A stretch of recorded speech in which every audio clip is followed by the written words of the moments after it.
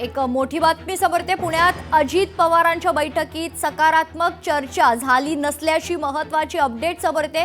राष्ट्रवादी शरदचंद्र पवार पक्षाकडून 60 ते 65 जागांची मागणी करण्यात आली आहे। मात्र तेवढ्या जागा सोडण्यास अजित पवारांचा गट खरं तर मान्य करत नसल्याची माहिती देखील समोर आहे।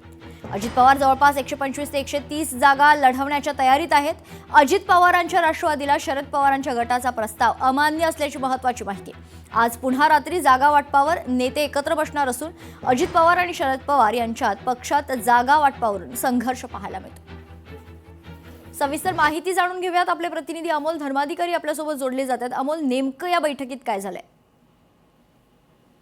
खरं तर काही वेळापूर्वी शरद पवारांच्या पक्षाचे जे प्रमुख पदाधिकारी अजित पवारांना भेटण्यासाठी आलेले होते, त्याच्यामध्ये एक प्रस्ताव त्यामध्ये देण्यात आलेला आहे। जवळपास 60 जागांची मागणी ही शरद पवार यांच्या पक्षाकडून करण्यात आलेली आहे, पण अजित पवार यांनी पहिल्यांदाच त्याला नकार दिलेला आहे। मुळात अजित पवारांना पुणे महानगरपालिकेमध्ये जवळपास 130 ते 135 जागा लढायच्या आहेत आणि त्याच्यानंतर च्या उर्वरित जागा आहेत त्या शरद पवार यांच्या पक्षाला देऊ असं शरद पवार यांना त्यांनी सांगितलेलं आहे आणि तशा पद्धतीची चर्चा ही आजच्या बैठकीमध्ये झालेली आहे। पण दुसरीकडे शरद पवार यांच्या पक्षाला सुद्धा ज्या जागा त्यांना हव्या आहेत, त्या अपेक्षित आहेत, त्या जागांवर ते ठाम आहेत। त्यामुळे जी बैठक झालेली आहे ती बैठक सकारात्मक झालेली नाहीये आणि त्यामुळे या दोन्ही पक्षांमधला जागा वाटपाचा जो संघर्ष आहे तो आता वाढलेला आहे। आज रात्री पुन्हा एकदा या दोन्ही पक्षातल्या प्रमुख नेत्यांची बैठक एकत्रित होणार आहे आणि पुन्हा एकदा जागा वाटपातला जो तिढा आहे तो सोडवण्यात येईल। दुसरीकडे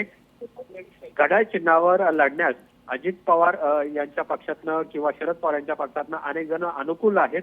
घड्याळ चिन्हावर लढावं असं शरद पवार यांच्या पक्षाच्या काही पदाधिकाऱ्यांचं सुद्धा म्हणणं आहे, पण दुसरीकडे जागा वाटप जे आहे त्याच्यामुळे कुठेतरी या दोन्ही राष्ट्रवादीच्या युतीच्या चर्चा आहेत त्या रखडताना पाहायला मिळतात आणि पुन्हा एकदा आज रात्री बैठक झाल्यानंतर काय यावर तोडगा निघतो हे पाहणं महत्वाचं आहे। उद्या पुन्हा शरद पवार यांच्या पक्षाचे पदाधिकारी ही अजित पवार यांची भेट घेतील आणि त्यानंतर त्यांचा जो सुधारित प्रस्ताव असेल तो ते अजित पवारांना देतील आणि त्यानंतर नेमकी या दोघांच्या युतीची चर्चा आणि घोषणा कधी होते याकडे लक्ष असणार आहे।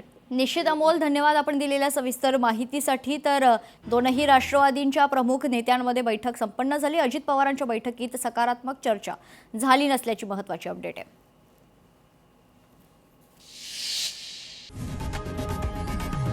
लोकशाही मराठी ऐका, पहा, जागरूक रहा।